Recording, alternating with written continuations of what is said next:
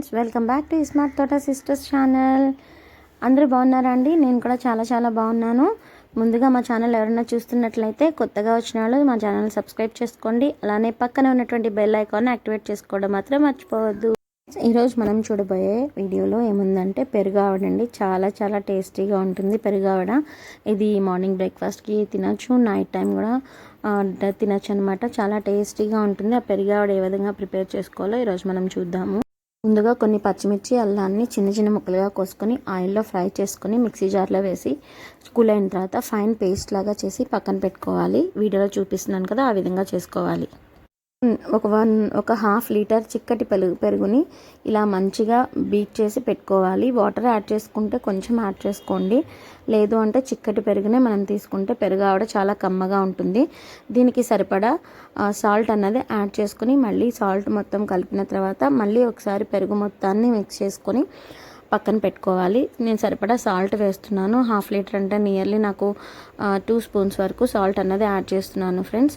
ఆ సాల్ట్ అన్నది మీకు టేస్ట్ బట్టి మీరు యాడ్ చేసుకోండి. ఇప్పుడు వీడియోలో చూపిస్తున్నానుగా సాల్ట్ అంతా వేసిన తర్వాత మొత్తం దాన్ని కలిపేసి పక్కన పెట్టుకోవాలి. తర్వాత ఒక పెనంలోన ఒక గిన్నెలో ప్యాన్లో కొంచెం ఆయిల్ వేసుకొని తాలింపు దినుసులు ఉంటాయి కదండి, జీలకర్ర, బద్దమినపప్పు, ఆవాలు, ఆ నూనెలో ఆ తాలింపు దినుసులు వేసుకొని మంచిగా ఫ్రై చేసుకోవాలండి. కొంచెం లైట్ గోల్డెన్ బ్రౌన్ కలర్ వచ్చేంత వరకు ఆయిల్లో వాటిని ఫ్రై చేసుకొని పెట్టుకోవాలి. చూస్తున్నారు కదండి, ఇలా మంచిగా కొంతసేపు ఒక 2 to 3 మినిట్స్ వాటిని ఫ్రై చేసుకున్న తర్వాత ఎండుమిర్చి ఉంటుంది కదా, ఎండుమిర్చిని ఇలా చిన్న ముక్కలుగా కట్ చేసుకుని ఒక 4 to 5 ఎండుమిర్చి వేసుకోండి. ఎందుకంటే మనం హాఫ్ లీటర్ పెరుగు తీసుకుంటున్నాం కాబట్టి కొంచెం స్పైసీగా ఉండాలి అంటే ఎండుమిర్చి కొంచెం ఎక్కువ యాడ్ చేసుకోవాలి. ఎండుమిర్చి కూడా వేసి దాన్ని కూడా ఫ్రై చేసుకోవాలి. తర్వాత కరివేపాకు ఉంటుంది కదా, కరివేపాకుని మంచిగా వాష్ చేసి పెట్టుకుని ఎండుమిర్చి వేగిన తర్వాత కరివేపాకు కూడా వేయాలండి. కరివేపాకుని వేసి ఫ్రై చేసుకున్నాం. ఆ తర్వాత కొత్తిమీర ఉంటుంది కదా, కొత్తిమీర కూడా ఫైన్గా కట్ చేసుకొని ఆ కొత్తిమీరను కూడా కొంచెం తాలింపులో వేసి ఫ్రై చేసుకొని కలుపుకోవాలి మొత్తము. ఫ్రెండ్స్, వీడియోలో చూస్తున్నారు కదా, ఈ విధంగా మొత్తం అన్నిటినీ వేసి మంచిగా కలుపుకొని ఫ్రై అవనివ్వాలండి. లో ఫ్లేమ్లోనే ఫ్రై చేసుకోండి. ఆ తర్వాత ముందుగా మనం ఏదైతే గ్రైండ్ చేసి పెట్టుకున్నామో పచ్చిమిర్చి, అల్లం పేస్ట్, ఇది మంచిగా మెత్తగా పేస్ట్ లాగా చేసుకోవాలండి. చాలా ఫైన్ పేస్ట్లా చేసుకోవాలి. అలా ఫైన్ పేస్ట్గా చేసుకుంటేనే మన పెరుగులో మిక్స్ చేసినప్పుడు మొత్తం కలిసిపోతుంది. ఆ పేస్ట్ని కూడా ఈ నూనెలో వేసి ఒక 2-3 నిమిషాలు ఫ్రై చేసుకోవాలి.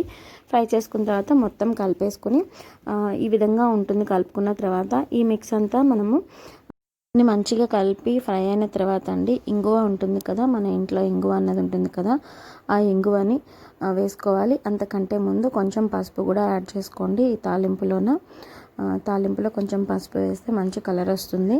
ఆ తర్వాత మీకు చెప్పాను కదా, ఇంగువ ఒక 1 టీ స్పూన్ వరకు వేయొచ్చండి. ఇంగువ ఫ్లేవర్ ఇష్టపడిన వాళ్ళు స్కిప్ చేయొచ్చు. నాకు ఇంగువ ఫ్లేవర్ అంటే ఇష్టం కాబట్టి మా ఇంట్లో వేస్తున్నాను. సో ఇంగువ కూడా వేసిన తర్వాత మొత్తం అంతా కలిపి పెట్టుకోవాలి. ఇంకా పోపు ఫ్రై అయిన తర్వాత పక్కన పెట్టుకోవాలండి. అదే పెరుగులో కొంచెం పసుపు కూడా వేసి కలుపుకోవాలి. ఆల్రెడీ మనం పోపులో పసుపు వేసాం కాబట్టి కొంచెం వేస్తే సరిపోతుంది.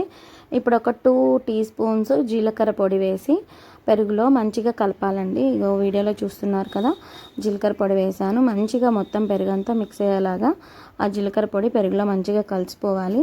ఆ విధంగా మంచిగా కలిపేసుకొని పక్కన పెట్టుకోవాలి మనము.